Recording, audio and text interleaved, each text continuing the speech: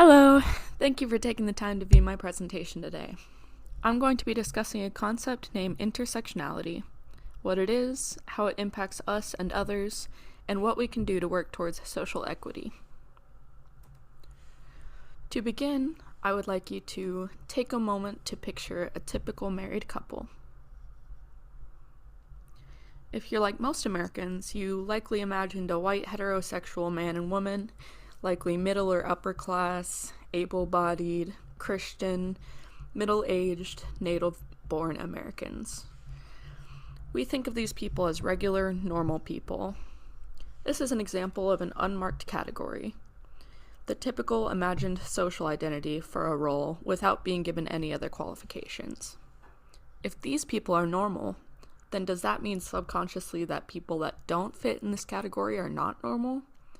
People of color, people that are homosexual or don't fit in the gender binary, disabled people, elderly people, poor people, non-English speakers are all groups that don't fit in this average, normal person category. If one doesn't fit in this category, what kinds of social disadvantages do you imagine they might face?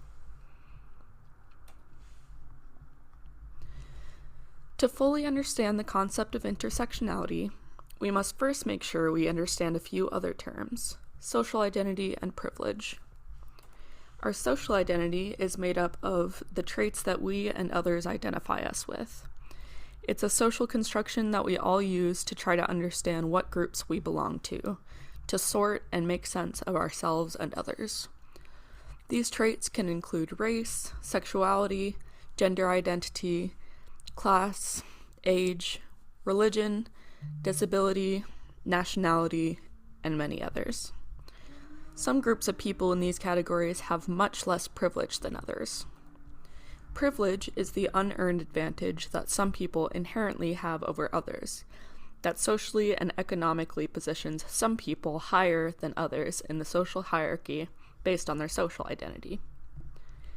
People in positions of privilege may be more highly considered for jobs, earn higher wages, have higher access to opportunities and resources, be favored by policies, and generally treated with higher levels of respect and empathy.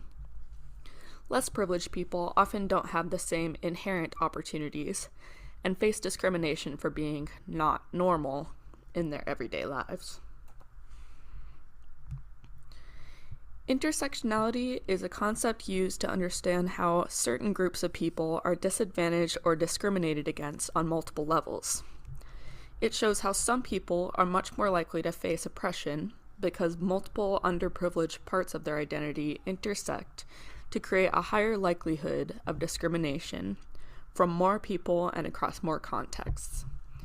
It's a concept that seeks to understand and explain the complexity of differences that people face from other people due to the overlap of a set of unequal social relations in their social identity.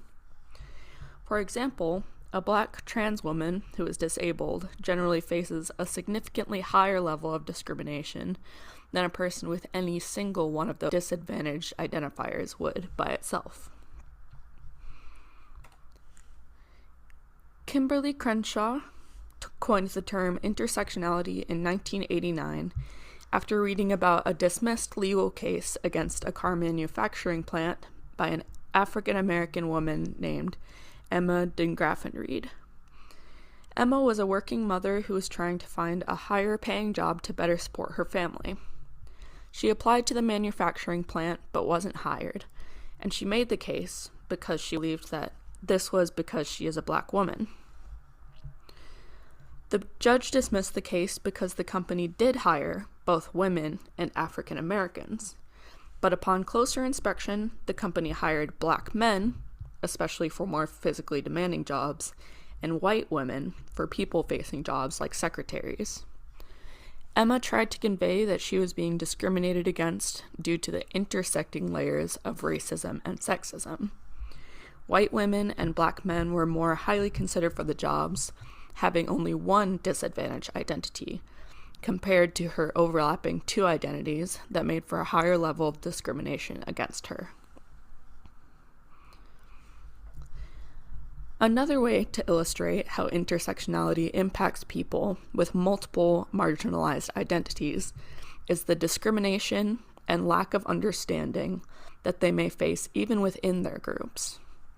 For example, on RuPaul's Drag Race, many transgender drag queens fear coming out because they have experiences facing backlash and cruelty due to being transgender. Even among others in the LGBTQ+ community, which is thought of to be inclusive to people of all sexualities and gender identities, transgender people get a lot of hate from others who don't understand them. While they often face discrimination from people outside of the queer community, they also face it from inside of their social group as well, due to their intersecting identities of being queer and transgender. Now that you better understand the concept of intersectionality, you may be thinking, okay, but what could I do about it?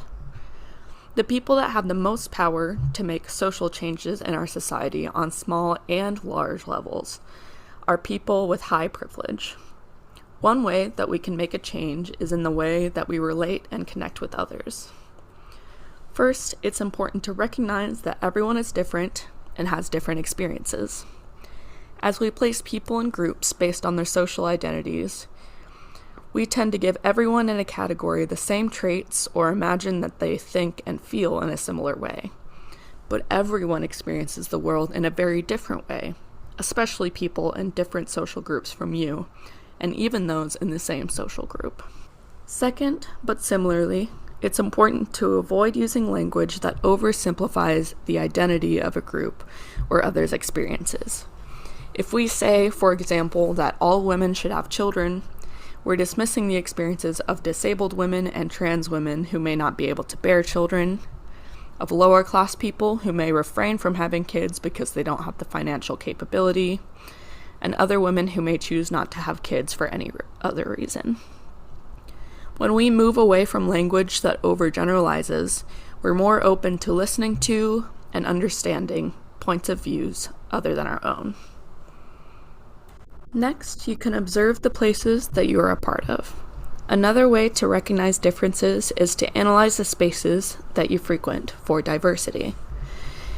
In your workplace, community, place of worship, local government, diversity is important to include all points of view. Are other social identities welcome? Do the way people act in those spaces include or exclude diverse people? Another step you can take to help inclusion is to learn about others' points of view. When people of other social identities take the time to share their experiences, listen and try to understand where they're coming from.